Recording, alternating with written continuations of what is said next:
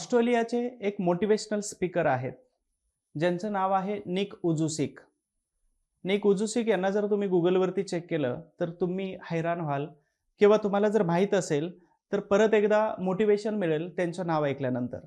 बघा, या निक उजुसिक यांना हात नाहीत आणि महत्त्वाची गोष्ट कमरेच्या खालचा भाग सुद्धा नाही. म्हणजे हात आणि पाय दोन्हीही नसणारा व्यक्ती जर जगातील 145 पेक्षा जास्त देशातील लोकांना जर आपल्या वक्तृत्वाने प्रभावित करत असेल, नैराश्यग्रस्त अवस्थेमध्ये जगणाऱ्या लोकांना जर बाहेर काढण्याची ताकद हे निक उजुसिक जर दाखवत असतील, तर मग हात आणि पाय नसणारा व्यक्ती ज्याचे उत्कृष्ट हात काम करतात आणि चांगल्या पद्धतीनं पाय सुद्धा काम करतात, अशा व्यक्तींना जर ते मोटिवेट करत असतील, तर मग त्यांच्याकडून मिळणारी प्रेरणा किती एनर्जी किंवा प्रेरणादायी असणार आहे.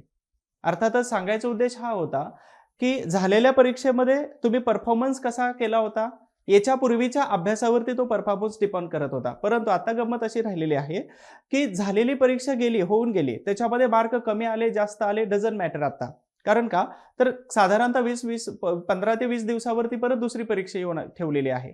आणि दुसऱ्या परीक्षेमध्ये पहिल्या परीक्षेचा निगेटिव्ह हे इम्पॅक्ट दुसऱ्या परीक्षेवरती पडता कामा नये आणि म्हणूनच आपल्याला पटकन जिथली गोष्ट तिथं सोडता आली पाहिजे आणि तरच आपल्याला पुढचं भविष्य खूप सुंदर बनवता येतं. म्हणजेच काय असतं, की पाठीमागं जे भूतकाळामध्ये झालेल्या गोष्टी आहेत, ह्या लवकर जर सोडता आल्या तुम्हाला, तर आपलं भविष्य खूप सुंदर बनवता येतो. अर्थात तो भविष्याचा रस्ता हा परिपूर्ण आणि एकदम परफेक्ट बनू शकतो. नमस्ते, मी सचिन गुळिक. हिस्ट्री बाय सचिन गुळिक या यूट्यूब चॅनलवरती तुम्ही अर्थातच सबस्क्राईब करून ठेवलेलं असेल आणि हे लेक्चर सुरू झालं की तुम्हाला सुरू होण्याच्या अगोदर नोटिफिकेशन येऊन जातं. तर या हिस्ट्री बाय सचिन गुळिक या यूट्यूबच्या चॅनलमध्ये तुम्हा सर्वांचं मी मनपूर्वक स्वागत करतोय. बघा, कंबाईन पूर्व परीक्षेच्या अगोदर आपण साधारणतः 10 अतिसंभाव्य प्रश्नांचे सिरीज घेतलेले होत्या. दुसरी गोष्ट, त्यातून खूप सारा फायदा झाला हे अगदी निर्विवादपणे मी सांगायला इथं उभा आहे. दुसरी महत्त्वाची गोष्ट, की IMP फॅक्ट 5 घेतल्या होत्या, यातूनही तुम्हाला खूप सारा फायदा झाला. दुसरी गोष्ट, मध्ये काही महत्त्वाच्या व्यक्तींच्या जयंत्या आल्या होत्या आणि त्या जयंतीच्या निमित्त जयंती विशेष ही सिरीज आपण सुरू केली होती. यातून सुद्धा खूप माहिती तुमच्यापर्यंत पोहोचवली आणि नक्कीच जेवढे लेक्चर्स आतापर्यंत यूट्यूबला मी घेतलेले होते आपल्या हिस्ट्री बाय सचिन गुळिक या यूट्यूबवरती, तर ह्या लेक्चरचा आताच नाही, झालेल्या परीक्षेलाच नाही, तर इथून पुढच्या सगळ्या परीक्षेमध्ये 100% तो उपयोग होणार आहे. म्हणजे इथून पुढे कशाही परीक्षा हो द्या, प्रश्न आणि त्याचं विश्लेषण हे तसंच राहणार आहे. म्हणून परीक्षेमध्ये मार्क कमी पडले, परफॉर्मन्स खूप चांगला अभ्यास केला होता पण मार्क कमी पडले, अपेक्षेपेक्षा जास्त पेपर वेगळा आला त्याच्यामुळे मला मार्क कमी पडले आणि अजून असतं की मी कुठेतरी कमी पडलो. ह्या सगळ्या गोष्टींना आता तुम्ही श्रद्धांजली वाहिली पाहिजे. कारण का? तर थोड्याच दिवसावरती राज्यसेवा पूर्व परीक्षा आहे, ज्यांनी राज्यसेवेवरती फोकस केलेला आहे आणि मला असं वाटतं की कंबाईन पूर्व परीक्षेमध्ये 30 मिनिट मिळतात, म्हणजे 1 तास मिळतो 100 प्रश्न सोडवायला.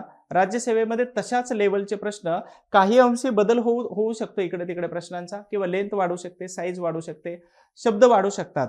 पण गंमत अशी असते की तिथं 2 तास मिळतात आणि तुम्हाला विचार करायला तुमच्या मेंदूला जागा मिळते, वेळ मिळतो आणि म्हणून राज्यसेवा ॲज कम्पेअर टू कंबाईन पूर्व परीक्षा सोपी असते. एकदा देऊन तरी बघा. ज्यांनी फॉर्म भरलेला नाही त्यांनी पुढच्या वर्षी द्या, ज्यांनी भरलेला आहे त्यांनी फुल फोकसने अभ्यास करा. म्हणून असं कधी कधी म्हटलं जातं किंवा मी वाचतो बऱ्याच वेळा आणि तो मेसेज तुम्हाला येतो माझा वारंवार, की पास होणारे वेगळं काही करत नाही, ते प्रत्येक गोष्ट वेगळेपणाने करतात. म्हणजेच काय असतं की एक्झामच्या हॉलमध्ये मला प्रेशर मॅनेज होत नाही, हँडल होत नाही. ही खूप शोकांतिकेची गोष्ट असते की परीक्षेच्या हॉलमध्ये जर तुम्हाला प्रेशर मॅनेज होत नसेल, तर तुम्ही अधिकारी झाल्यानंतर पॉलिटिकल प्रेशर असतं, ऑफिसर प्रेशर असतं आणि सिव्हिलियन्सचं प्रेशर असतं. तर हे तुम्ही कसं हँडल करणार आहे? एक्झाम ही फक्त आपल्या संयमाची परीक्षा आहेच, तर त्याचबरोबर how to handle the situations ही जी कन्सेप्ट तुम्ही ऐकता किंवा वाचता किंवा आता ऐकली असेल, की ही सिच्युएशन्स मला कसे हँडल करायचे आहे, तर याच्यासाठी तुम्हाला मेंटली प्रिपेअर केलं जातं. तुम्ही फिजिकली तरी जाऊन बसताच, परंतु मेंटली तुम्हाला कोण सांगणार आहे? आणि म्हणूनच प्रशासनामध्ये जायच्या अगोदर प्रशासन हे तुमची परीक्षा का घेतं? कधीही लक्षात ठेवा, रंगभूमीवरती चांगल्या कलाकारालाच चांगले रोल मिळत जातात आणि तुम्ही चांगले कलाकार आहात. इतर कोणीही तुमच्याच वयाचे, माझ्या बॅचमधून 10वीच्या असेल किंवा 12वीच्या असेल, मी एकटाच MPSC करतोय आणि MPSCला शिकवतोय. अर्थात तुमच्याबद्दलही हेच कॉमन गोष्ट असणार आहे की तुमच्या अनेक मित्रांपैकी तुम्ही एकटेच असणार आहे किंवा अपवाद 1-2 असू शकतात. मग तुम्ही चांगले कलाकार आहात म्हणूनच तुमच्या वाट्याला एमपीएससी दिलेलं आहे. आणि एमपीएससी काय आहे की कोणत्याही परिस्थितीमध्ये पैसे न भरता स्वतःच्या नैसर्गिक बुद्धिमत्तेचा वापर करून स्वतःला सिद्ध करण्याची एक सुवर्ण संधी आहे. दिस इज अ गोल्डन अपॉर्च्युनिटी. आणि या गोल्डन अपॉर्च्युनिटीला तुम्ही सगळ्यांनी मिस करता कामा नये. मला असं वाटतं की येणाऱ्या सगळ्या परीक्षेमध्ये कोणत्याही पाठीमागच्या पार्श्वभूमीचा निगेटिव्ह आणि नकारार्थी परिणाम न करून घेता तुम्ही पुढच्या परीक्षा कशा यशस्वी पार पाडता येऊ शकतात याचा नेहमी आणि वारंवार विचार केला पाहिजे. मी स्वागत करतो हिस्ट्री बाय सचिन गुडिग या यूट्यूबच्या चॅनलवरती. त्याचबरोबर इतिहासाच्या या सर्वात मोठ्या टेलिग्राम चॅनलवरती पण तुम्ही जॉईन आहातच. मी तुम्हाला डिस्क्रिप्शन बॉक्समध्ये त्याची लिंक टाकून दिलेली आहे. आपण या विषयावरती बोलतोय. आता आजचं जे लेक्चर आहे विशेष तर सुरुवात करतो मी प्राचीन भारताच्या इतिहासापासून. आता हा प्राचीन भारताचा इतिहास का घ्यायचा आहे तर साधारणतः किमान 2 ते 4 प्रश्न याच्यावरती विचारले जातात. कोणत्या टॉपिकवरती तर मध्ययुगीन आणि प्राचीन आणि मध्ययुगीन. तर आपण इथं काय करतोय तर प्राचीन आणि याच्यानंतर आपण घेणार आहोत मध्ययुगीन भारताचा इतिहास. तर इथं सुरुवातीला प्राचीन भारताचा इतिहास या विषयाचे साधारणतः 15 प्रश्न आपण या लेक्चरमध्ये कव्हर करण्याचा प्रयत्न करतोय. आणि राज्यसेवा पूर्व परीक्षेसाठी अतिसंभाव्य प्रश्नांच्या सिरीजच्या भाग नंबर 1 मध्ये मी तुम्हा सर्वांचं स्वागत करतोय. ठीक आहे. आता यानंतर अजून एक महत्त्वाची सूचना मी तुम्हाला देतोय. काय आहे तर जयंती विशेषमध्ये जेवढे लेक्चर्स दिलेले आहेत हे तुम्ही सगळेजण व्यवस्थित बघून घेताय. व्यवस्थित बघून घ्या. दुसरं अतिसंभाव्य सिरीज ही कंबाईन पूर्व परीक्षेसाठी सांगितली होती किंवा दिली होती. त्याचे साधारणतः 10 भाग झालेले आहेत. हे सगळे बघून घ्या. वारंवार स्पीडने बघून घ्या पण बघून घ्या कारण कंटेंट आणि विश्लेषण सेम असणार आहे. त्याच्यानंतर आयएमपी फॅक्ट हे 5 लेक्चर घेतले होते आणि 4 जून नंतर परत असेच आयएमपी फॅक्ट जे तुम्हाला माहित नसतात परीक्षेला विचारले जातात कधी ना काळी. तर ह्या आयएमपी फॅक्ट परत एकदा सिरीज मी सुरू करतोय. तर हे 5 बघून घ्या. हे सगळे लेक्चर खूपच आयएमपी आहेत आणि आय होप्स तुम्हाला झालेल्या परीक्षेमध्ये फायदा झाला असेल आणि येणाऱ्या परीक्षेमध्ये सुद्धा फायदा होणार आहे. तर याच्यामध्ये कोणत्याही प्रकारची शंका बाळगू नका. चला सुरू करूया. अजून एक महत्त्वाचं आहे की जन्मदिनाच्या निमित्ताने माझा जन्मदिवस हा जन्माला आल्यापासून या 2023च्या 5 मेला एवढ्या मोठ्या प्रमाणात साजरा केला तुम्ही सगळ्यांनी. ऍक्च्युली थँक्यू सो मच की तुम्ही सगळ्यांनी एवढ्या मोठ्या प्रमाणामध्ये मला विश केलं. त्याचबरोबर तुम्ही सगळ्यांनी जे प्रेम सहकार्य आणि त्याचबरोबर माझ्यावरती जो दाखवलेला विश्वास आहे तर ह्या विश्वासाला मी इतिहासाचा एक मार्गदर्शक आणि त्याचबरोबर स्पर्धा परीक्षेमधला एक 12 वर्ष पूर्ण झालेला ऋषी या नात्याने तुम्हा सगळ्यांना मार्गदर्शनाच्या बाबतीमध्ये मी कुठेही कमी पडू देणार नाही माझ्या वतीने. मग तो विषय माझा इतिहास असो किंवा अवांतर विषय असू शकतात. माझं जीएस फुल स्ट्रॉंग आहे. मी यूपीएससीचा ॲस्पायरंट आहे आणि अजूनही करतो. तर इतिहास त्याचबरोबर बाकीच्या विषयाचंही मार्गदर्शन मी करू शकतो. पण ॲज अ एक्सपर्ट म्हणून तुम्ही मला इतिहासाबद्दल जास्त विचारलं तरी चालेल.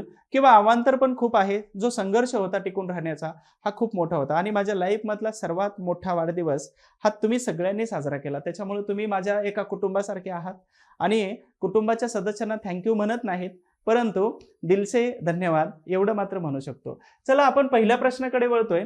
शुंग घराण्याचा शेवटचा इथं ओके तर शुंग घराण्याचा शेवटचा राजा देवभूती याची हत्या केली आणि त्याचा मंत्री वसुदेव याने हत्या केली आणि या ठिकाणी कण्व घराण्याची सत्ता स्थापन केली. या घटनेचं वर्णन खालीलपैकी कोणत्या ग्रंथामध्ये दिलेलं आहे? ग्रंथ आहेत मुद्रा राक्षस, मालविकाग्निमित्र, हर्षचरित आणि महाभाष्य.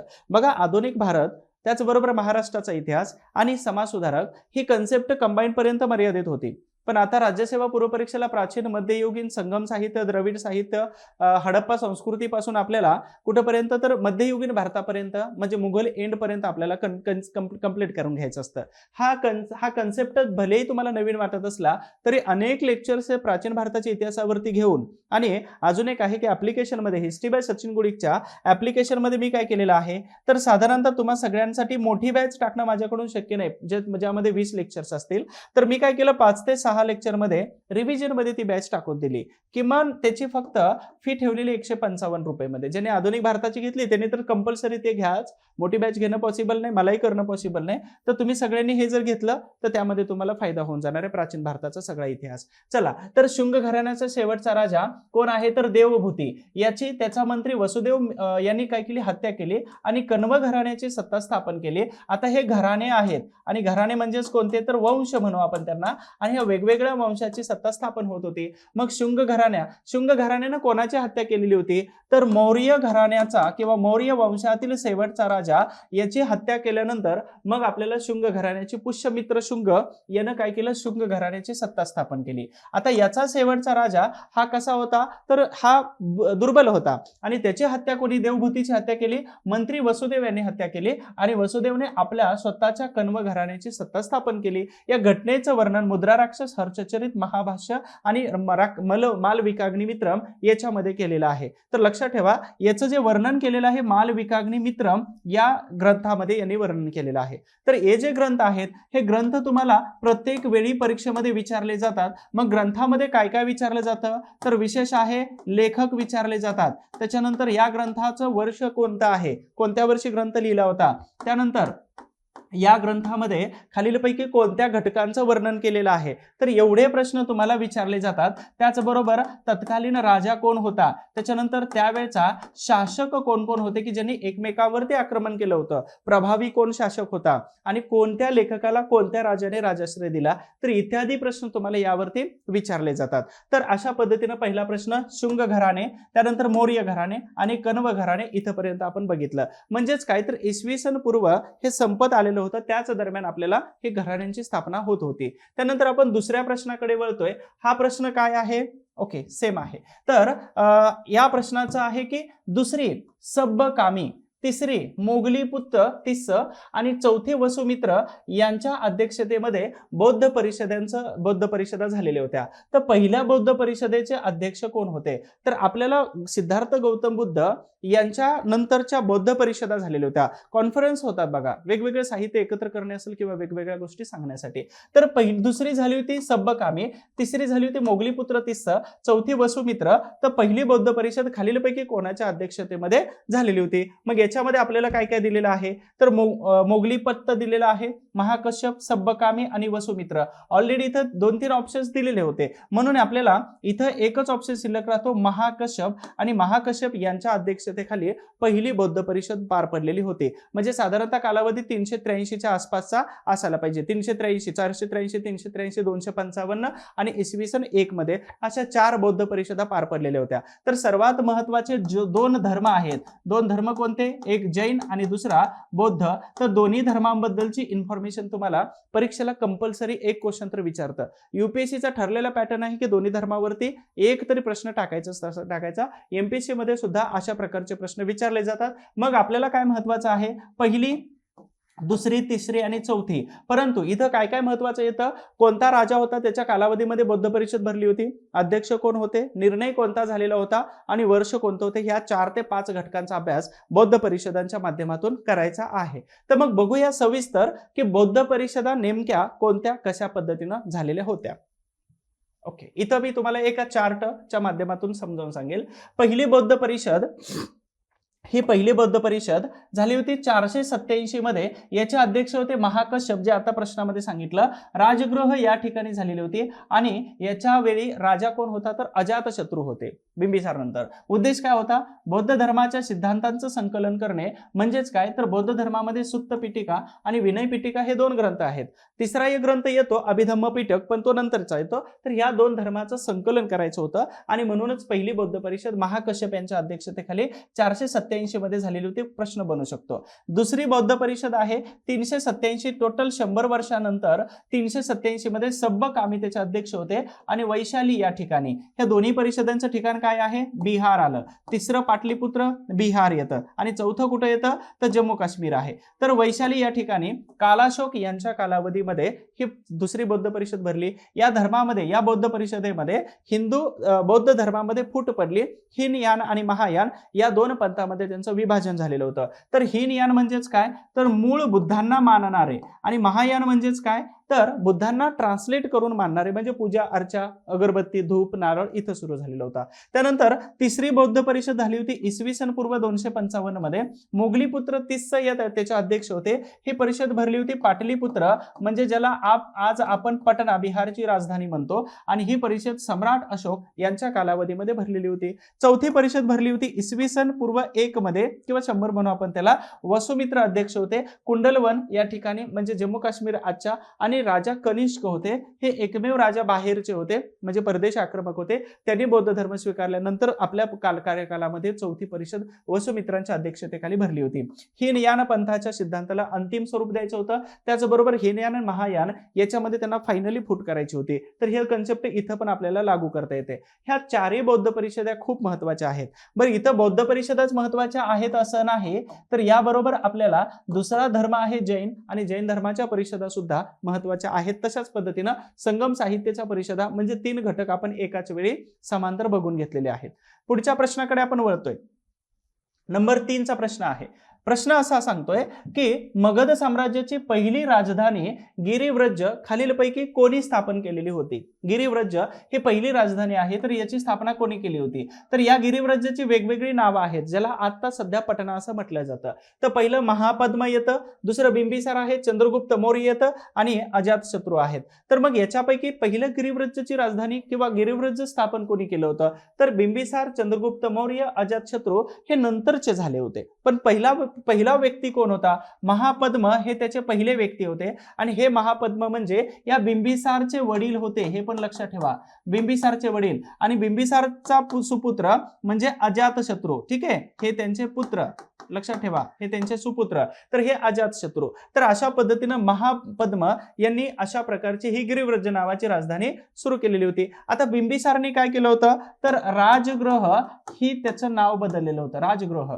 त्याच्यानंतर चंद्रगुप्त मौर्य यांच्यानंतर मात्र आपल्याला पाटलीपुत्र असं दिसून येतं, आणि त्याच्यानंतर सद्यस्थितीमध्ये पटना हे नाव आपल्याला दिसून येतं. ठीक आहे, पाटलीपुत्र, पटना, गिरिव्रज आणि राजगृह, तर एकाच राज्याची, एकाच ठिकाणाची ही सगळी नावं आपल्याला दिसून येतात.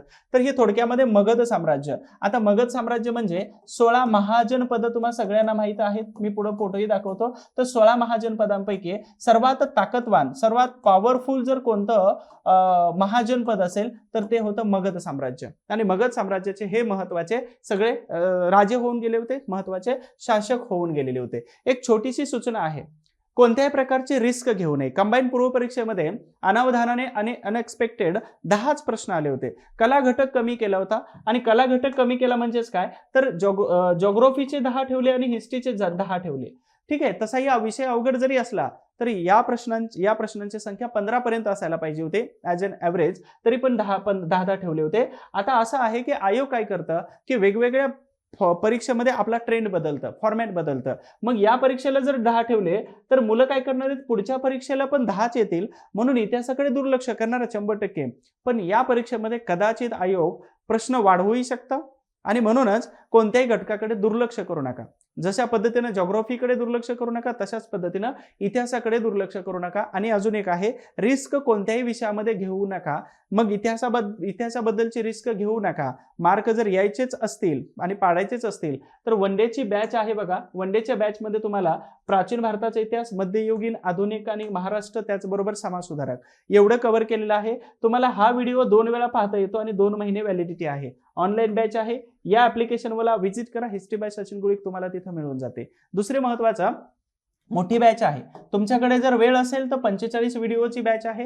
ह्या बॅच मधून सुद्धा खूप सारा डाटा कव्हर होतो. दिवसाचे 4-5 जरी बघितले तर तुम्ही 2-4 दिवसामध्ये हे सगळे व्हिडिओ सायमल्टेनियस इतर विषयांबरोबर कव्हर करू शकता. पण एक आहे की इतिहासाची माझी बॅच घेतल्यानंतर कोणतेही पुस्तक वाचण्याची गरज नाही, कारण तुम्ही जे पुस्तक वाचणार आहात हे पुस्तक मी ऑलरेडी कित्येक वेळा त्यातून डाटा बाहेर काढून ही माहिती याच्यामध्ये टाकलेली आहे. बॅच घेतली त्यानं पुस्तक कधी वाचायचं नाही, मी नोट्स देतो.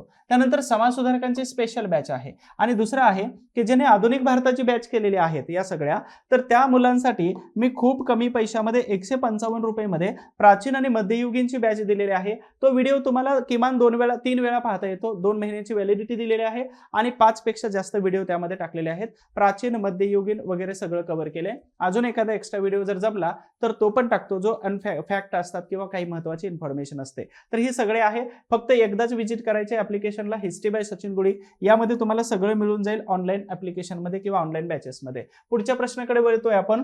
वैदिक कालीन वैदिक कालीन लोकजीवनाविषयी खालीलपैकी योग्य विधान ओळखा. विधान ओळखायला सांगितले.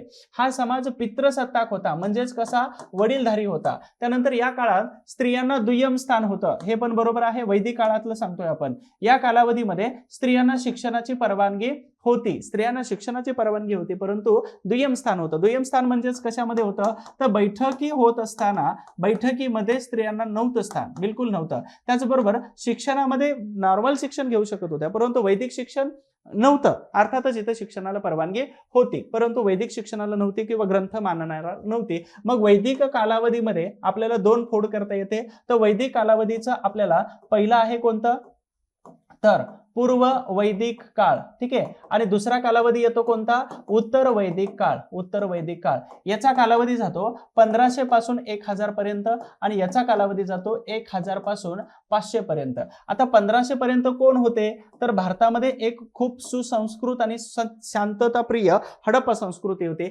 याच्यावरती आक्रमण झालं इसवी सन 1700 ते 1500 दरम्यान आर्यांनी. आणि आर्यांनी जेव्हा आक्रमण केलं तर पहिल्या टोळीला म्हटलं जातं पूर्व वैदिक काळ, आणि जेव्हा उत्तरार्ध सुरू झाला तर त्याला म्हटलं जातं उत्तर वैदिक काळ. हडप्पा किंवा या संस्कृतीमध्ये, आर्य सिंधू संस्कृतीमध्ये स्त्रियांना प्राथमिक स्थान होतं, स्त्री पूजक होती, त्याचबरोबर स्त्रियांकडे कारभार होता. मग त्या ठिकाणी स्त्री प्रधान संस्कृती होती. आर्यांचं आगमन झाल्याने स्त्रिया दुय्यम स्थानावरती निघून गेल्या. मग आर्यांच्याच मध्ये निर्माण झालेला एक ग्रंथ तुम्हा सगळ्यांना माहित असेल, जो मनुस्मृती आहे, आणि जो ग्रंथ असमानतेवर आधारित आहे. या असमानतेवर असणाऱ्या ग्रंथाची दोन व्यक्तींनी दहन केलेलं होतं. एक होते कोण, तर डॉक्टर आंबेडकर, आणि यांनी महाड या ठिकाणी जो असमानतेवरती आधारित ग्रंथ, याचा ग्रंथ टिकून फायदा काय म्हणून जाळला होता. आणि दुसरे होते दादासाहेब गायकवाड, यांनी तर भारताच्या संसदेमध्येच 1960 मध्ये या मनुस्मृती ग्रंथाचं दहन केलं होतं, म्हणजे फाडलेला होता.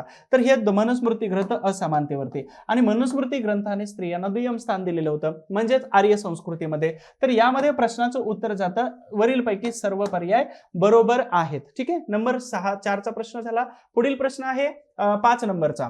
बिंबिसारचा समकालीन हा पुष्कर सारेन हा राजा कुठल्या महाजन पदाचा होता, कंबोज, वत्स, चेदी की गांधार. आता तुम्हा सगळ्यांना माहित असेल, हे 16 महाजनपद खूपच पॉवरफुल होते, आणि त्यापैकी सर्वात महत्वाचं आणि ताकदवान होतं कोणतं, तर मगध. आणि मगध पैकी आपल्याला इथं तर मगध दिलेला नाही, परंतु बिंबिसार हा मगधचा होता. मग त्याच्याबरोबर समकालीन दुसरा कोण होता, तर पुष्कर सारेन होता. मग पुष्कर सारेन खालीलपैकी कोणत्या महाजनपदाचा राजा होता, तर हा कंबोज, वत्स, चेदी कुठं जातं, तर बुंदेलखंड. तुम्हाला सगळ्यांना माहित असेल, बुंदेलखंड हा चेदी जातो. त्यानंतर हा कंबोज जो आहे, तर हा साधारणतः आपण पाकिस्तानच्या एरियामध्ये जातो. त्यानंतर हा वत्स कुठं जातो, तर हे भारतातील महत्वाचे आहेत, पण भारताच्या बाहेरचे पण यामध्ये 2 आहेत. तर कंबोज ऐवजी आपल्याला या प्रश्नाचं उत्तर हा पुष्कर सारेन हा गांधारचा जातो. लक्षात ठेवा, गांधार हे संस्थान जे आहे, येते तर पाकिस्तान, भारताच्या बाहेर असणारं पाकिस्तान आणि रावळपिंडी या 2 ठिकाणी जातं. तर पाकिस्तानचं हे रावळपिंडी, ओके, आणि रावळपिंडी, आणि अजून एक मी नाव सांगितलं होतं आता, तर या ठिकाणी हे आपल्याला गांधार निघून जातं. म्हणजे सांगायचा उद्देश काय होता, ओके, आणि हे रावळपिंडीला गेलं. आणि कंबोज जे संस्थान आहे, तर भारताचं उत्तरेचं टोक म्हणजे जम्मू काश्मीर, आणि जम्मू काश्मीर आणि पाकिस्तानला लागून असणारा एक जिल्हा आहे बघा, जिथं नेहमी दहशतवादी अटॅक होतात, तर राजौरी. तर या जम्मू काश्मीरच्या राजौरीमध्ये हे कंबोज जातं. आणि पुष्कर सरीन जो होता, तर हा फक्त गांधार या राज्याचा होता. गांधार म्हणजेच भारताचा, त्यावेळेचा भारताचा, आत्ताचा पाकिस्तानचा भाग आहे, रावळपिंडी या ठिकाणचा जातो. ठीक आहे. तर अशा पद्धतीनं बिंबिसारचा समकालीन पुष्करीणबद्दल आपण बघितलं.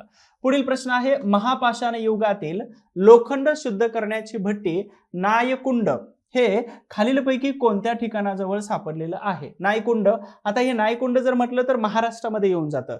इनामगाव, सोनपूर, नागपूर आणि चंद्रपूर. तर इथं चंद्रपूर हा उल्लेख येणार नाही, इनामगाव येणार नाही, सोनपूर येणार नाही, कारण हे नगर आणि पुणे या जिल्ह्याशी संबंधित आहेत. मग आपल्याला हे नायकुंड जर म्हटलं तर हे केवळ नागपूर या ठिकाणी जातं, आणि म्हणूनच हे लोखंड शुद्ध करण्याची जी भट्टी आहे, तर ही कुठं जाते, नागपूर या ठिकाणी. मग तुम्हाला सगळ्यांना माहिती आहे की नागपूरच्या पलीकडे जर गेलं तर लोह खनिजाचे प्रचंड मोठे साठे सापडून जातात. मग नागपूर पठार असेल किंवा त्याच्या पलीकडे असणारं छत्तीसगड, झारखंड वगैरे, तर त्या बेल्टमध्ये तुम्हाला नैसर्गिक साधन संपत्ती जास्त सापडते आणि तिथंच तुम्हाला महापाषाण युगामध्ये म्हणजेच काय, तर एकतर इथं पाषाणांचा वापर केला जात होता आणि प्लस या ठिकाणी लोखंडाला एक शब्द वापरलाय आयस, आणि या आयसचा वापर केला जात होता. तर हे आयस नावाने म्हणून इथं नागपूर हे दिगून जातं. ठीक आहे. पुढील प्रश्न आहे, जनपद या संज्ञेचा प्रथम उल्लेख कोणत्या ग्रंथामध्ये करण्यात आला? जनपद या संज्ञेचा सर्वप्रथम उल्लेख कोणत्या? तर जनपद म्हटलेला आहे. मग हे आपल्याला कोणत्या ग्रंथामध्ये किंवा कुठं सांगितलेलं आहे हे सविस्तर आपल्याला सांगता आलं पाहिजे. तर जनपद संज्ञेचा उल्लेख, मग पहिला ग्रंथ आहे ब्राह्मण्य ग्रंथ, संहिता, आरण्यक आणि बौद्ध आणि जैन धर्म. तर कोणत्या ग्रंथामध्ये जनपदांचा वापर केला?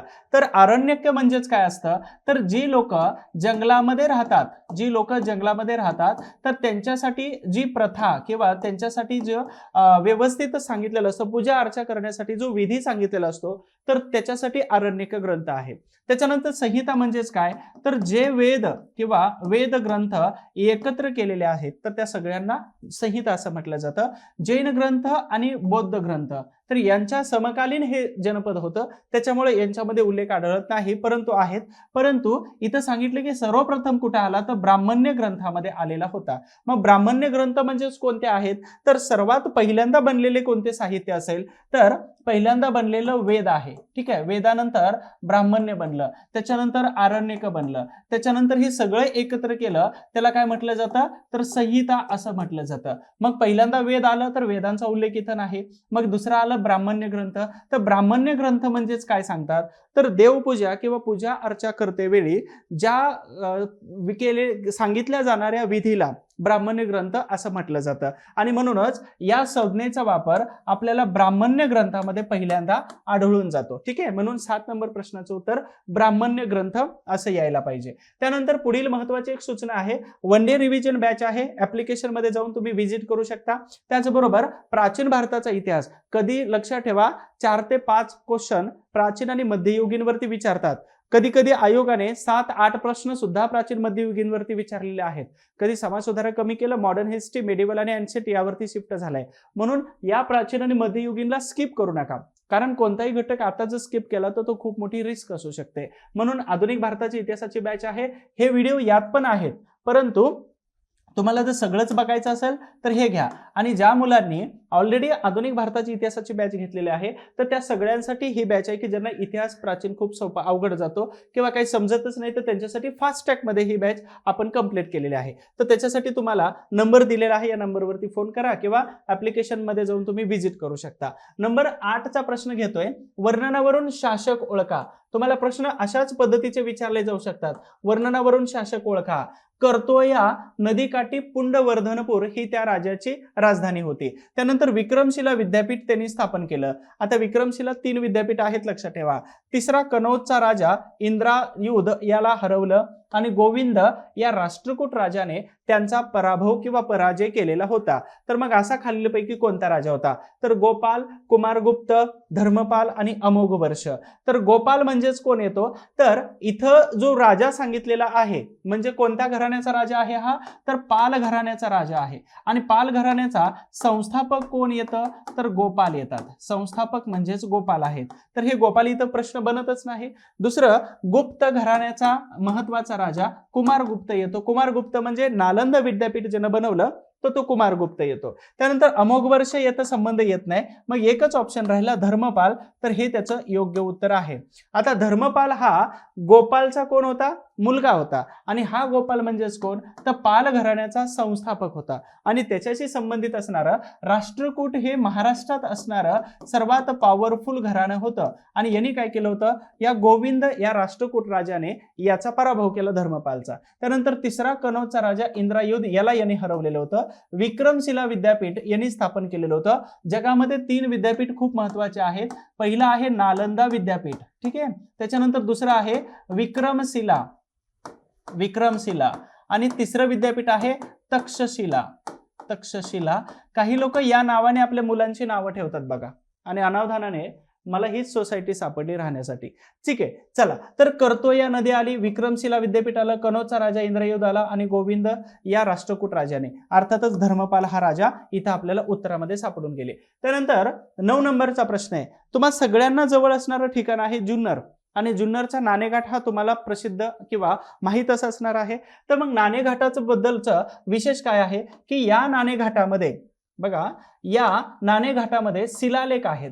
तुम्ही कधी जर ट्रिपला गेला असाल, मला वाटतं मी BA लास्ट इयरला असताना, थर्ड इयरला असताना मी एकदा नाणेघाटाच्या व्हिजिटला गेलो होतो, म्हणजे आमच्या कॉलेजची ट्रिप गेली होती आणि तिथं जे लिखाण केलेलं होतं ऍक्च्युली त्याच्यावरती आता पुरातत्व विभागाचं दुर्लक्ष आहे, तो भाग वेगळा आहे, परंतु ती लिखाण केलेलं किंवा तिथं जे लिहिलेलं आहेत लेख वगैरे त्याचा अभ्यास पूर्ण झालेला आहे आणि तिथून बाहेर काढलेला आहे, परंतु तिथं लिहिलेलं आहे ते ॲज इट इज अजून आहे, अजून त्याचं जतन करण्याची गरज आहे. ठीक आहे, पुरातत्व आहे आणि तो भारताचा प्राचीन भारत किंवा महाराष्ट्राचा प्राचीन इतिहास आपल्याला दर्शवतो अशा वस्तूमधून. तर शिलालेख आहेत. शिलालेख म्हणजेच काय, तर दगडामध्ये काही लेख लिहिले जातात, त्याला शिलालेख असं म्हणतात. आणि राणी नैनिका, नाव बघा, राणी नैनिका यांचा उल्लेख आढळतो. तो खालीलपैकी कोणत्या राजाची राणी होती? तर इथं लक्षात ठेवा, राष्ट्रकूट घराणं आपण बघितलं, राष्ट्रकूट घराणे बघितलं, त्याच्याबरोबरच इथं जेवढे चालुक्य बघितलं, चालुक्य, त्यानंतर इथं जेवढे घराणे झालेले होते तर त्या घराण्यामधलं एक विशेष होतं की पुत्र सत्ताक व्यवस्था नव्हती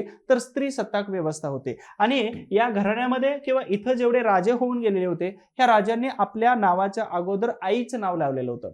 काही कुटुंबामध्ये बघा, वडिलांच्या नावाच्या ऐवजी आईच्या नावाने त्या मुलांना ओळखलं जातं आणि म्हणूनच आईच्या नावाने हे प्रशासन तेव्हापासून सुरू होतं, हे आजचेच व्यवस्था नाही. आणि म्हणून सांगितलंय की राणी नैनिका यांचा जर उल्लेख आढळतो तर ती राणी नैनिका खालीलपैकी कोणत्या राजाची होती? तर इथं तुम्हाला माहिती आहे की या राष्ट्रकूट घराण्याचा पहिला संस्थापक कोण असेल तर तो सिमुक होता. ठीक आहे, सिमुक, आणि याच्यापासून सुरुवात झालेली होती. म्हणजेच इथं गौतमीपुत्र सातकर्णी पहिला, हा सातकर्णी पहिला हा या राणी नैनिका यांचा पती होते, म्हणजे ते राजा होते आणि यांची पत्नी ही राणी नैनिका होते. तर जुन्नर जवळ असणाऱ्या या नाणेघाटामध्ये व्हिजिट करून ही नाणी किंवा प्राचीन भारताचा इतिहास, महाराष्ट्राचा इतिहास, मग राष्ट्रकूट पासून चालुक्यपर्यंत बघायला काहीही हरकत नाही. तुम्ही जर त्या एरियाचे असेल तर फोटो काढून पाठवा मला. आता जस्ट मी कोल्हापूरच्या एका एडवर्ड हॉस्पिटलचं सांगितलं होतं, म्हणजे काहीतरी उल्लेख आला होता.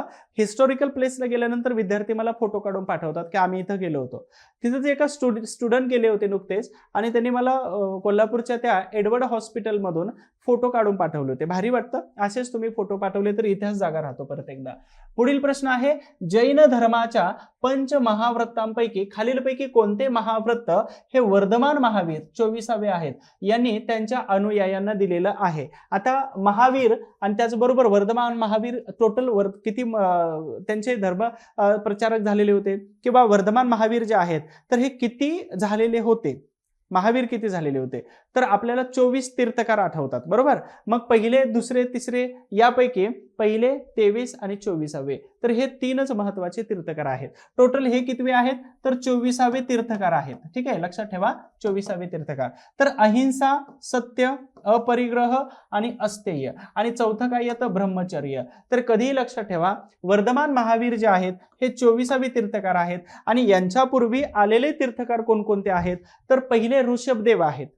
ठीक आहे, पहिले ऋषभदेव सांगतो तुम्हाला.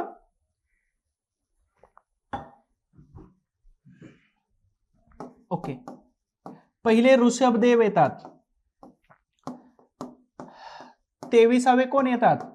वाराणसीचे राजे होते पार्श्वनाथ. आणि 24वे तुम्हाला सगळ्यांना माहिती आहे की वर्धमान महावीर. ठीक आहे, वर्धमान महावीर. तर यांच्यापैकी हे पार्श्वनाथ जे येतात 23वे तीर्थकार, तर यांनी काय केलं, इथं असणारे वरचे 4 आर्य सत्य किंवा पंचमहाव्रत हे त्यांनी सांगितले. 5 पैकी 4 सांगितले. मग याच्यापैकी हे सांगितलं पार्श्वनाथाने, अहिंसा, सत्य, अपरिग्रह 3 झाले आणि 4 अस्तेय म्हणजे चोरी न करणे हे त्यांनी सांगितलं, पार्श्वनाथाने सांगितलेले होते. आणि वर्धमान महावीरांनी कोणतं महाव्रत दिलं तर ब्रह्मचर्य हे दिलेलं होतं. म्हणजे याचं उत्तर हे ब्रह्मचर्य असायला पाहिजे. ब्रह्मचर्य म्हणजेच काय तर आयुष्यभर लग्न न करता तशाच अवस्थेमध्ये ब्रह्मचर्य धारण करून आपण राहायचं. ठीक आहे, तर अशा पद्धतीनं मग आपल्याला माहित असायला पाहिजे की जैन धर्मामध्ये किती तीर्थकार होऊन गेले. त्याच्यानंतर याच्यामध्ये महिला म्हणून कोणत्या तीर्थकाराचा उल्लेख केला जातो, त्याचबरोबर पहिले 23वे आणि 24वे कोण होते, त्याच्यामध्ये अजून राजा म्हणून राजा कोण होतं राजघराण्यातून, राजपुत्र कोण होते की जे इथं तीर्थकार बनलेले होते, ही माहिती आहे. त्याचबरोबर जैन धर्मामध्ये परिषदा कोणकोणत्या झालेल्या होत्या, त्यानंतर जैन धर्मामध्ये वेगवेगळे ग्रंथ निर्मिती झाली होती, ते ग्रंथ कोणते आहेत, त्याचं तत्वज्ञान कोणतं आहे, तर एवढी माहिती तुम्हाला जैन धर्माशी संबंधित विचारली जाते. परंतु जैन धर्माचे सिद्धांत विचारले होते, पंच महातत्व, तर त्याच्यानुसार मला थोडीशी इन्फॉर्मेशन इथं द्यावीशी वाटते की जैन धर्मामध्ये त्रिरत्न होते. त्रिरत्न म्हणजेच काय, तर तुम्हा सगळ्यांसाठी हा एक संदेश असेल माझ्याकडून, त्याचबरोबर जैन धर्म आणि माझ्या माध्यमातून तो देतोय की सम्यक दर्शन म्हणजेच नेहमी चांगले विचार तुम्ही करायला पाहिजेत. सम्यक दर्शन, नेहमी चांगले विचार. सम्यक ज्ञान म्हणजेच काय, तर उत्तम ज्ञान हे नेहमी ग्रहण केलं पाहिजे. बरं, स्वतःप्रती ठेवायचं नाही, तर ते उत्तम ज्ञान तुम्ही इतरत्र बाकीच्या लोकांना सुद्धा स्प्रेड करून द्यायचं आहे. त्यानंतर सम्यक चारित्र्य म्हणजेच उत्तम आचरण हे नेहमीच असायला पाहिजे आणि उत्तम चारित्र्य हा आपल्या आयुष्याचा सर्वात सुंदर दागिना असतो. ठीक आहे. हा आवड आणि निवड हा त्याच्या पुढचा पार्ट झाला.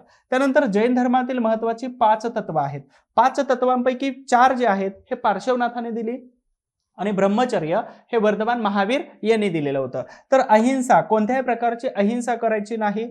अपरिग्रह म्हणजे संपत्ती जमा करायची नाही. सत्य बोलायचं नेहमी आणि अस्तेय म्हणजे चोरी करू नये हे सांगितलं. आणि सर्वात शेवटचं ब्रह्मचर्य हे वर्धमान महावीर यांनी हे दिलेलं महापंचव्रत आहे. अर्थातच हे 5 म्हणजे जिथं जैन धर्माला आणि बौद्ध धर्माला मी तुलनात्मक जर सांगितलं तर बौद्ध धर्मामध्ये सुद्धा आपल्याला अशाच प्रकारची 3 रत्न दिसून येतात. मग 3 रत्न म्हणजे त्रिरत्न म्हणजेच काय आहे, तर गौतम बुद्धाने 3 लोकांना शरण जायला सांगितलं, 3 गोष्टींना. पहिले आहेत बुद्ध. ठीक आहे, पहिलं सांगितलं तुम्ही बुद्धाला शरण जा. त्याच्यानंतर सांगितलं धम्म. ठीक आहे, धम्म आणि त्याच्यानंतर तिसरी गोष्ट संघ. म्हणजे गौतम बुद्ध काय सांगतात की तुम्ही बुद्धाला शरण जा, बुद्धम शरणम गच्छामि. त्यानंतर धम्माला शरण जा आणि संघाला शरण जा. आता बुद्ध म्हणजेच काय, तर गौतम बुद्धांच्या भाषेमध्ये की माझ्या अगोदर खूप सारे बुद्ध होऊन गेले, माझ्या नंतर खूप सारे बुद्ध होऊन जाणार आहेत किंवा होणार आहेत. बुद्ध म्हणजेच काय की ज्याला ज्ञानाची प्राप्ती झालेली आहे तो प्रत्येक व्यक्ती बुद्ध असतो.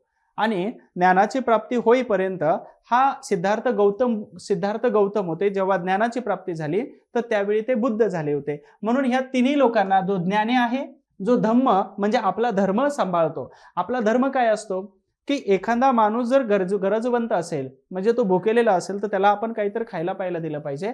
हा माणसाचा धर्म आहे. माणसाने माणसाप्रती माणसासारखं वागावं आणि माणसाच्या गरजा पूर्ण होण्यासाठी प्रत्येक वेळी उपयोगी पडावं, तर त्याला माणुसकीचा धर्म सांगतात. आणि तिसरा आहे संघ. संघ म्हणजेच तुमचा ग्रुप असतो आणि त्या ग्रुपमध्ये तो ग्रुपचा पालक कोण असतो किंवा त्या ग्रुपमध्ये सर्वश्रेष्ठ जो व्यक्ती असतो तर त्याची आज्ञा पाळली पाहिजे, पहिली गोष्ट. आणि संघाचे म्हणजे आपल्या ग्रुपचे सगळे नियम सुद्धा पाळले पाहिजेत. म्हणूनच हे त्रिरत्न बौद्ध धर्माशी संबंधित आहेत. आणि हे त्रिरत्न म्हणजे चांगलं विचार आले पाहिजे, चांगलं ज्ञान मिळवलं पाहिजे आणि चांगलं आचरण केलं पाहिजे, हे जैन धर्म सांगतो. त्याचबरोबर यांनी त्रिरत्न, पंचशील सांगितले होते आणि 8 मार्ग सांगितलेले होते. 8 मार्ग म्हणजेच काय, तर माणूस हा जग दुःखाने भरलेला आहे. बुद्धांच्या भाषेमध्ये हे जग दुःखाने भरलेलं आहे, परंतु दुःखातून निवारण करण्यासाठी त्यांनी 8 मार्ग सांगितलेले, त्याला अष्टांगिक मार्ग असं म्हटलं जातं. तर जैन धर्म आणि बौद्ध धर्म पुढच्या एखाद्या लेक्चरमध्ये मी दोघांवरती कंपॅरेटिव्हली म्हणजे सायमल्टेनियस असं तुलना करून दोघांचा अभ्यास सांगतो की आत्म्यावरती विश्वास होता का, पुनर्जन्मावरती विश्वास होता का, त्यांचं त्रिरत्न काय, यांची त्रिरत्न काय, पंचशील मार्ग कोणते, महापंच वृत्त कोणते आहे, ते सगळं तुलनात्मक करून पुढच्या लेक्चरमध्ये मी सांगतो. आय होप्स तुम्हाला बौद्ध धर्म आणि जैन धर्म हे तुलना करून सांगितलं हा चांगला समजला असेल. आपण पुढील प्रश्नाकडे आलोय. गौतम बुद्धांच्या चरित्र कथेशी निगडीत असलेली गणसंघ ओळखा. गणसंघ म्हणजेच कोणता, तर गणसंघ म्हणजे महाजनपद जे म्हटलं जातं, तर तशाच पद्धतीनं इथं एक गणसंघ होता. म्हणजे छोटी छोटी राज्य होते आणि छोटी राज्य म्हणजे महाजनपद यांना संरक्षण प्राप्त असायचं. तर मग गौतम बुद्धाशी संबंधित असणारे गणसंघ कोणता, गण म्हणजे राज्यांचा संघ कोणता असं म्हणायचं आहे यांना. तर गणसंघ म्हणजे शाक्य, वज्जी, लिच्छवी आणि मल्ल. तर उद्देश सांगायचा हा आहे की इथं सगळेच गणसंघ जे दाखवलेले आहेत म्हणजे शाक्य, वज्जी, लिच्छवी आणि मल्ल, तर हे सगळेच्या सगळे सिद्धार्थ गौतम बुद्ध यांच्याशी संबंधित असणारे गणसंघ होते. ठीक आहे, मग आपल्याला 16 महाजनपद पण लक्षात आले पाहिजेत. मग 16 महाजनपद कोणकोणते आता येतात, तर इथं गांधार, मी मगाशी सांगितलं होतं हे गांधार कुठं जातं, तर रावळपिंडी या ठिकाणी जातं. त्याच्यानंतर इथं सगळे जे सांगितलेले आहेत तर हे सगळेच्या सगळे उत्तर भारतामध्ये येऊन जातात. हे 16 महाजनपद आहेत. 16 महाजनपद, हे 16 महाजनपदांपैकी 15 महाजनपद हे उत्तर भारतात येतात. 15 महाजनपद उत्तर भारतात येतात, उत्तर भारतामध्ये, आणि एकच महाजनपद हे दक्षिण भारतामध्ये येतं. दक्षिण भारतातील सर्वात महत्वाचं नर्मदा आणि गोदावरी नद्यांच्या मध्ये, नर्मदा आणि गोदावरी नद्यांच्या मध्ये हे सध्याच्या औरंगाबाद या ठिकाणी अश्मक आहे. अश्मक नावाने येतं. इथं अश्मक म्हणजेच इक्ष्वाकू, इक्ष्वाकू यांचं अश्मक इथं हे महाजनपद आहे. एकमेव दक्षिण भारतामध्ये, बाकीचे 15 जे आहेत हे उत्तर भारतामध्ये येऊन जातात. यावरती तुम्हाला प्रश्न विचारला जाऊ शकतो. हे 16 महाजनपद, 16 महाजनपदांपैकी सर्वात पॉवरफुल कोणतं होतं, तर तुम्हाला यावरती प्रश्न विचारला जातो. मगध हे सर्वात ताकदवान होते आणि मगधांनी संपूर्ण भारत परत ऑक्युपाय करून टाकलेला होता. नंबर 12चा प्रश्न आहे, हडप्पा संस्कृतीचे लोक मृत व्यक्तीचे दफन करताना त्या व्यक्तीच्या शवाबरोबर, त्या व्यक्तीच्या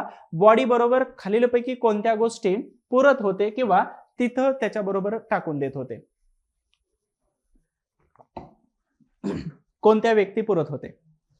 भांडी, मातीची भांडी, मुद्रा, ओके, मुद्रा, मातीची भांडी, दागिने आणि चांदीची मूर्ती.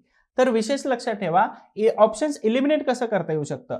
चांदीची मुद्रा, मातीची मुद्रा इथं असू शकते का? नाही. त्यानंतर दागिने, दागिने ऍक्च्युअली मण्यांचे होते, ते पण पुरू शकत नाहीत. बरं, इथं उत्तर आपल्याला कसं शोधायचं आहे की त्यांचा पुनर्जन्म या कन्सेप्टवरती विश्वास होता आणि त्यांना असं वाटत होतं की त्या माणसाच्या दैनंदिन वापरातील वस्तू जर आपण त्याच्यासोबत जर टाकल्या तर त्या माणसाचा पुनर्जन्म होऊ शकतो आणि त्या वस्तू तो माणूस परत वापरू शकतो. आणि म्हणूनच त्यांनी मातीची भांडी ही त्या मृत व्यक्तीच्या डेड बॉडी सोबत म्हणजेच शवासोबत पुरायला सुरुवात केली होती. दुसरी गोष्ट मुद्रा. आता मुद्रा या ठिकाणी अस्तित्वात नव्हत्या कारण हडप्पा संस्कृती आहे. त्यानंतर दागिने, हे दागिने फक्त मण्यांचे असायचे, मणी असायचे आणि म्हणून मण्यांच्या दागिन्याला एवढी व्हॅल्यू नव्हती. मातीची मूर्ती, तर हे ऍक्च्युली मूर्ती पूजा नव्हती करत, त्यामुळं शिवाची, स्त्रीची आणि नैसर्गिक यांचीच मूर्ती पूजा केली जात होती. त्याच्यामुळे एकच आहे की दैनंदिन वापरातील जी वस्तू आहेत हे त्याच्यासोबत अजूनही काही ठिकाणी तुम्हाला ह्या वस्तू पुरलेल्या दिसून येतात. त्यानंतर आपण पुढचा प्रश्न बघण्याच्या अगोदर एक तुम्ही सगळ्यांना माझ्या आनंदामध्ये सहभागी करून घ्यायचं आहे की ऍप्लिकेशन्स आपलं आहे हिस्ट्री बाय सचिन गुळिक. या ऍप्लिकेशनमध्ये जवळपास 5,500 विद्यार्थी झालेले आहेत आणि हे जे बेस्ट एज्युकेटेड अवॉर्ड दिलेलं आहे तर हे माझे श्रेय, याचे श्रेय जे आहे तर हे माझ्यावर विश्वास ठेवणाऱ्या तुमच्यासारख्या सर्व मित्र आणि मैत्रिणींना मी अर्पण करतो. Thank you so much. पुढील प्रश्न घेतोय आपण, राजाने राज्य कसे करायला पाहिजे याचं मार्गदर्शन खालीलपैकी कोणत्या वेदात केलेलं आहे? आता वेदांचे 4 प्रकार येतात, 4 वेद येतात. त्यापैकी यजुर्वेद, ऋग्वेद, सामवेद, अथर्ववेद आणि यजुर्वेद हे 4 दिलेले आहेत. पण राजाचं कर्तव्य इयत्ता सगळे जे प्रश्न आहेत वरीलपैकी हे 6वी 7वी हे साधारणतः स्टेट बोर्ड मधले प्रश्न आहेत, 1 लाइनर मध्ये, पण तुम्ही ते जर वाचलं तर सफिशियंट आहे. त्याच्यापेक्षा मी सगळी माहिती तुम्हाला बॅच मध्ये टाकून दिलेली 5 तासामध्ये, तर ते करून घेतलं तरी सफिशियंट होऊन जातं. तर स्टेट बोर्डचा क्वेश्चन आहे, मी मुद्दाम इथं राहू दिलं, बाकीच्या सगळ्या गोष्टी डिलीट केल्या होत्या. तर राजाने राज्य कसं करायला पाहिजे, मग याच्यासाठीचा एक ग्रंथ आहे कोणता? अर्थशास्त्र. पण अर्थशास्त्र ग्रंथ हा नंतरचा येऊन जातो, कधीचा? नंदवंशाच्या नंतर मौर्यांचं साम्राज्य जेव्हा सुरू होतं त्यावेळी. पण इथं काय येतं की राज्य करावाचं मार्गदर्शन कोणत्या ग्रंथामध्ये सांगितलेलं आहे? तर ऋग्वेद जो येतो तर हा ऋग्वेद पूर्ववैदिक काळामध्ये झालेला ग्रंथ आहे, पूर्ववैदिक काळामध्ये लिहिलेला ग्रंथ आहे. बाकीचे जे ग्रंथ येतात कोणते? हे 3 ग्रंथ तर हे उत्तर वैदिक कालावधीमध्ये लिहिलेले होते. उत्तर वैदिक कालावधीमध्ये एकच ग्रंथ एकमेव असा आहे जो पूर्व वैदिक कालावधीमध्ये लिहिला होता. मग राजाने राज्य कसं करावं तर हे सांगितलं कोणत्या ग्रंथामध्ये? अथर्व ग्रंथामध्ये, जो ग्रंथ उत्तर वैदिक कालावधीमध्ये 1000 पासून 500 पर्यंत येऊन जातो. ठीक आहे. आणि हा ऋग्वेद आहे. तर ऋग्वेदामध्ये चातुर्वर्ण व्यवस्था, स्त्रियांना दुय्यम स्थान, मनुस्मृती, ह्या सगळ्या गोष्टी ऋग्वेदामध्ये येऊन गेलेल्या आहेत. वेगवेगळ्या 40 नद्यांचा उल्लेख सुद्धा यामध्येच आलेला आहे. ठीक आहे. पुढील प्रश्न आहे, Periplus of the Erythraean Sea हा ग्रंथ भारताचं सर्वात प्राचीन वर्णन याच ग्रंथामध्ये आपल्याला आढळून येतं. तर Periplus of the Erythraean Sea या पुस्तकात म्युझिरीज हे केरळच्या किनाऱ्यावरील अत्यंत महत्वाचे बंदर आहे असल्याचं म्हटलं आहे. हे बंदर कोणत्या राज्यामध्ये येतं? तर तुम्हाला सांगायचा उद्देश मध्ये Periplus of the Erythraean Sea या पुस्तकाचा लेखक एक अज्ञात नाविक आहे. कोण आहे? एक अज्ञात नाविक. त्यांनी पहिल्यांदा भारताला व्हिजिट केली. भारताबद्दलची सगळी माहिती ही युरोप किंवा आखाती देशामध्ये त्यानं सांगितलेली होती आणि त्यांनी जो ग्रंथ लिहिला होता त्या ग्रंथामध्ये म्युझिरीज हा शब्दाचा उल्लेख केला आणि हे जे बंदर आहे हे केरळच्या किनाऱ्यावरती येतं. मग केरळच्या राज्याचा उल्लेख जर केला असेल तर तुम्हा सगळ्यांना इथं उत्तरामध्ये सापडलं पाहिजे. मग इलिमिनेट करत असताना एक उत्तर बाजूला काढायचं, ते म्हणजे मौर्या. आणि मौर्यांचं राज्य कुठं होतं? मगध या ठिकाणी होतं. मगध कुठं आलं? तर बिहारमध्ये. एक ऑप्शन इलिमिनेट झाला. मग बाकीचे 3 ऑप्शन राहिले होते. मग दक्षिण भारतामध्ये तत्कालीन कालावधीमध्ये सर्वात मोठी सत्ता कोणाची होती? तर चेर, चोल आणि पांड्य. त्याच्यामध्ये सर्वात पॉवरफुल कोण होते? तर चेर होते. आणि सांगायचा उद्देश की ह्या चेर यांचंच बंदर आहे.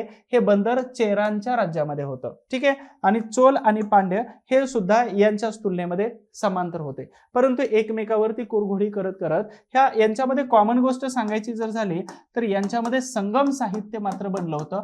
या संगम साहित्यावरती UPSCनं अनावधानाने अचानक प्रश्न टाकले आणि सगळ्यांची झोप उडवली की या संगम साहित्यावरती सुद्धा प्रश्न येतात. मग परत सगळे इतिहास शोधू लागले होते. गोष्ट खूप जुनी आहे. आता भारताच्या इतिहासामध्ये सुद्धा या संगम साहित्यावरती प्रश्न विचारले जातात. मग त्यांच्या परिषदा अध्यक्ष कोणाच्या कालावधीमध्ये भरलेलं होतं? तर चेर, चोल आणि पांड्य यांच्या सगळ्यांच्या परिषदा एकत्र करून हे संगम साहित्य बनलेलं होतं. तर हे जे बंदर आहे म्युझिरीज हे बंदर चेर यांच्या दरम्यानचं होतं. आणि शेवटचा प्रश्न घेतोय, ग्रीक सम्राट सिकंदर याने भारताच्या वायव्येस म्हणजेच कोणतं? तर लक्ष ठेवा, हिंदुकुश पर्वत आहे वरती, भारताच्या जम्मू काश्मीरच्या वरती, आणि हिंदुकुश पर्वतावरून स्वारी केली. त्यानंतर तो परत फिरला आणि वाटेत बॅबिलोन या ठिकाणी इसवी सन पूर्व 323 मध्ये दरम्यान त्याचा मृत्यू झाला होता. तर ते बॅबिलोन नावाचं ठिकाण आज सध्या कुठं आहे? इराक, इजिप्त, इराण आणि जॉर्डन. तर बॅबिलोन जॉर्डनमध्ये तर नसणार आहे, कारण हा अलेक्झांड्रिया या ठिकाणावरून तो भारतामध्ये आलेला होता. ठीक आहे, अलेक्झांड्रिया. तर इराण तिथला प्रश्नच येणार नाही. इजिप्त हे ठिकाण नसणार आहे, कारण इजिप्तच्या खाली हा अलेक्झांड्रिया आहे. त्याच्यानंतर इराण आणि इराक या दोन्हीमध्ये राहिला प्रश्न. मग स्वतःच्या म्हणजे वयाच्या 33व्या वर्षी 23व्या वर्षी घर सोडलेलं होतं आणि 33व्या वर्षी अलेक्झांडरने जवळपास कितीतरी टक्के भूमी ही आपल्या ताब्यामध्ये जिंकून घेतली होती. सलग 10 वर्ष युद्ध करत होते. शेवटी आपल्याच सैनिकांकडून हा अलेक्झांडर हरलेले होते. युट्यूबवरती किंवा वेगवेगळ्या ठिकाणी तुम्हाला अलेक्झांडर नावाचा मूव्ही दिसतो. आणि शेवटी मित्राचा विरह असेल, त्याचबरोबर सतत युद्ध करणे, सतत लढाई करणे, सतत प्रवास करणे, याच्यामुळे अलेक्झांडर खूप थकलेले होते आणि वयाच्या 33व्या वर्षी बॅबिलोनिया या ठिकाणावरती त्यांचा मृत्यू झाला होता. परंतु मृत्यू होत असताना त्यांनी आपल्याला सांगितलं होतं, लेसन खूप भारी आहे अलेक्झांडर कडून, कदाचित हा तुम्हाला आवडेल नक्की. अलेक्झांडरने सांगितलं की माझ्या बॉडीला अंत्यसंस्कारासाठी घेऊन जात असताना माझ्या फॅमिलीचे मेंबर्स असायला पाहिजेत, माझे डॉक्टर्स असायला पाहिजेत आणि माझे हितचिंतक सुद्धा असायला पाहिजेत. म्हणजे सांगायचा उद्देश हा होता की राजा फिलिप यांच्या वयाच्या 23व्या वर्षी निधन झालं. स्वतः राजा घोषित केलं आणि जग जिंकण्यासाठी बाहेर पडलेला अलेक्झांडर जेव्हा परत येत असताना कितीतरी पर्सेंटेजमध्ये जमीन जगाची आपल्या ताब्यात असताना सुद्धा वर जाताना हातामध्ये काहीच नव्हतं. जगातील सर्वोत्तम डॉक्टरची बेस्ट टीम माझ्यासोबत होती, सगळी फॅमिली होती आणि जमीन सुद्धा होती. साम्राज्य आणि राज्य करत आम्ही होतो, अलेक्झांडर होतो, सिकंदर होतो, तरी सुद्धा मला हा काळ थांबवू शकला नव्हता. म्हणून असं म्हटलं जातं ना की आपण आपल्या मर्जीनुसार या भूमीवरती आलो पण नाही आणि आपल्या मर्जीनुसार जाणार पण नाही. मग मध्ये एवढा घमंड कशासाठी असतो आपल्याला? एवढा ॲटिट्यूड कशासाठी असतो? थोडंसं झुकलं तर काय फरक नाही पडत, मला असं वाटतं. आणि सर्वात उत्तम जगण्याचा मार्ग असतो की कुठेतरी आपण एक पाऊल मागे जेव्हा घेतो तर ते हारण्यासाठी घेत नाही, तर त्याच्यापेक्षा खूप मोठी उडी, उंच उडी मारायची असते. आणि म्हणून मागं पाऊल घेतलेलं कधीही पराजयाचं नसतं, ते उंच उडी घेण्यासाठी असतं. म्हणजे आपल्या वाटेमध्ये खूप सारी लोक खड्डे बनवत असतात, पण खड्डे बनवले तर तुमचा गती कमी नाही झाली पाहिजे, उलट तुम्ही उड्या मारल्या पाहिजेत. म्हणजे खूप मोठी छलांग मारली पाहिजे आणि त्या खड्ड्यांचा उपयोग तुम्ही मोठी छलांग मारण्यासाठी करू शकता. तर या अलेक्झांडरचं तेच मत होतं की एवढा जिंकणारा, जग जिंकणारा सिकंदर सुद्धा जाताना रिकाम्या हाताने जातोय, मग बाकीच्यांनी ॲटिट्यूड कशाला बाळगायचंय? कधी झुकून तर कधी सन्मान करून सुद्धा जगता येऊ शकतं. आणि म्हणूनच जगामध्ये महावीर असतील आणि बुद्ध असतील तरी या दोघांनी शांततेचा संदेश दिला होता. आणि भारताने जेव्हा न्यूक्लिअर टेस्ट केली होती तर बुद्धा स्माईल हे त्यांनी टॅगलाईन वापरली होती. इंदिरा गांधी असतील किंवा अटल बिहारी वाजपेयी असतील, तर भारतानं प्रेझेंट केलं होतं बुद्ध आणि त्यांची शांतता. ठीक आहे, लक्षात आलं असेल तुमच्या मला काय सांगायचं होतं. तर हे बॅबिलोनिया नावाचं ठिकाण हे आजच्या इराकमध्ये आहे. आणि त्यांनी सांगितलं की माझ्या हात वरती काढा. ते शक्य नव्हतं, कबरेमधून हात वरती काढा, कारण जग जिंकणारा सिकंदर सुद्धा एवढी संपत्ती असणारा रिकाम्या हाताने वर जातोय. म्हणून लोकांनी कधीही कोणत्या गोष्टीचा अतिरेकपणा करू नये. आपल्या ग्रामीण भाषेमध्ये कधीही माज करू नये. अदरवाईज मग आपल्याला एक दिन जास्तच वाटत असेल तर एकदा स्मशानभूमीचा फेरफटका मारून या की भले भले तिथं राख होऊन पडलेले असतात. मग लक्षात येतं आपल्याला की नेमकं काय आहे. आपण चला, आपल्याला पुढील लेक्चरमध्ये काय काय बघायचं आहे. तर महत्वाचं आहे की भारतातील राजवंश, हे सगळे एवढे राजवंश आहेत भारतामध्ये. मग आपल्याला आदिलशाही इथपासून इथं भोसले आणि त्याचबरोबर खांट राजवंश, हे सगळे राजवंश आपल्याला टप्प्याटप्प्याने परीक्षेमध्ये बघायचे आहेत. हे सगळे मी बॅचमध्ये टाकण्याचा प्रयत्न करतोय. त्यानंतर मला सूचना द्यायची आहे की ही वनडेची बॅच आहे, ही राज्यसेवेची मोठी बॅच आहे, समाज सुधारकाची बॅच आहे आणि प्राचीन मध्ययुगीनची बॅच आहे. तुम्ही सगळेजण, तुम्हाला जशा पद्धतीनं जी बॅच घ्यायची आहे, इतिहासामध्ये दुर्लक्ष करून चालत नाही. फिक्स क्वेश्चन आणणारा विषय आहे आणि येतातच. तुम्ही परम वाचलं असेल व्यवस्थित तर प्रश्न पडतातच. शेवटी मला एक स्टोरी सांगायची युद्धाची. झालेल्या कंबाईन पूर्व परीक्षेमध्ये तुम्ही सगळ्यांनी कसा परफॉर्मन्स केला, चांगला केला, वाईट केला, मार्क कमी आले, जास्त आले, मॅटर करत नाही. पुढे जर परीक्षा चांगली द्यायची असेल तर पुन्हा एकदा जशा पद्धतीनं रणांगणामध्ये एखाद्या युद्धामध्ये वापरल्या जाणाऱ्या हत्तीच्या अंगी नगारे वाजवल्यानंतर असं ऊर्जा संचारते, तशा प्रकारची ऊर्जा परत एकदा आली पाहिजे आणि तो परत एकदा युद्धाला आपण सज्ज झालं पाहिजे. एका राजाकडे हत्ती होता. त्या हत्तीवरती बसून राजाने अनेक संघर्ष, अनेक युद्ध जिंकलेली होती. राजाचा हत्ती हा दिवसेंदिवस वृद्ध होत होता, वयोवृद्ध होत होता, त्याची हालचाल मंद होत होती. आणि हालचाल मंद होत असताना त्या राजाने त्या हत्तीला निवृत्त करण्याचा विचार केला. हत्ती आपला मस्त त्या घरामध्येच होता. आणि त्याच दरम्यान गंमत अशी झाली की त्या राजानं हत्तीला युद्धावरती घेऊन जाणं बंद केलं. आणि युद्धानं बंद केल्यानंतर त्या राजानं एकदा हत्तीला पाणी प्यायला एका तळ्याच्या अवतीभोवती घेऊन चालला. त्याच दरम्यान त्या तळ्याचं पाणी कमी झालेलं होतं आणि म्हणूनच तो पाण्यामध्ये उतरू लागला. तर जसा आतमध्ये चालला तसं त्याचे पाय खोलामध्ये जाऊ लागले. आता माहुताने प्रयत्न केला की हत्ती आपला बाहेर आला पाहिजे, पण त्याचे प्रयत्न फसले, कारण का तो हत्ती जास्तच आतमध्ये गुंतला होता किंवा रुतला होता. आणि शेवटी वेगवेगळे प्रयत्न करून सुद्धा हत्ती बाहेर येत नाही. हे विचार केल्यानंतर इथं असं जाणवलं की काहीतरी विशेष आपल्याला उपक्रम राबवला पाहिजे. खूप जुन्या माहुताला राजाने बोलवलं आणि बोलवल्यानंतर त्यानं सांगितलं की हा हत्ती युद्धातला आहे, तर तुम्ही काय करा, सैन्याला मार्चिंग करायला सांगा, इथं जवळपास घोषणा द्यायला सांगा, नगारे वाजवायला सांगा. राजाने म्हटलं हे एवढा प्रयोग करून तर बघूया. बाकीचे सगळे प्रयोग, राजाचा आवडता हत्ती होता आणि युद्ध जिंकून दिले होते. आणि त्याच्या सांगण्यानुसार त्या हत्तीच्या अवतीभोवती नगारे वाजू लागले, सैन्य मार्चिंग करू लागलं. आणि नगारे वाजू लागल्याबरोबर या हत्तीच्या अंगामध्ये अशी काही शक्ती संचारली की तो पूर्ण जोमाने हत्ती त्या चिखलातून बाहेर आलेला होता. सांगायचा उद्देश होता की हा हत्ती अगोदरची खूप मोठी युद्ध जिंकलेला होता. आणि मला असं वाटतं की परत एकदा परीक्षा जे आलेले आहे तर ह्या परीक्षेसाठी तुमच्या अंगामध्ये अशाच प्रकारची खूप मोठी एनर्जी यायला पाहिजे आणि येणाऱ्या परीक्षेसाठी खूप खूप शुभेच्छा असतील. पेपर चांगला गेला पाहिजे. भले तुम्ही कितीही अभ्यास करा, 4 तास करा, नसेल तर 10 तास करा. नक्कीच हत्तीची स्टोरी आवडली असेल तर कमेंट बॉक्समध्ये सांगा. यूट्यूबला आपल्या सबस्क्राईब करून ठेवा, तुम्हाला तिथं नोटिफिकेशन येऊन जाईल. आणि फक्त हार मानू नका, जिंकण्याची आणि लढण्याची हिंमत ठेवा. हिंमत हारू नका. फक्त बाकीचे सगळे प्रयत्न तुम्ही करतायच, फक्त हिंमत हारायची नाही, सोडायचं नाही मध्ये याला. कारण तुम्ही जर सोडलं तर जो अर्धापर्यंत प्रयत्न करत आलेला आहे तर त्याला हे ऑटोमॅटिक मिळणार आहे. त्याच्यामुळं हिंमत हारायची नाही, बाकी सगळं तुम्ही मात्र करू शकता. आणि हॅपी राहा, आनंदी राहा, हेल्दी राहा. अशाच प्रकारचे लेक्चर्स तुमच्यासाठी येऊन जातात. तर आपलं यूट्यूबला सबस्क्राईब करून ठेवा, तुमच्या मित्रांना पाठवा, त्याचबरोबर लाईक करायला, शेअर करायला आणि कमेंट करायला विसरू नका. Thank you so much. Wish all the best.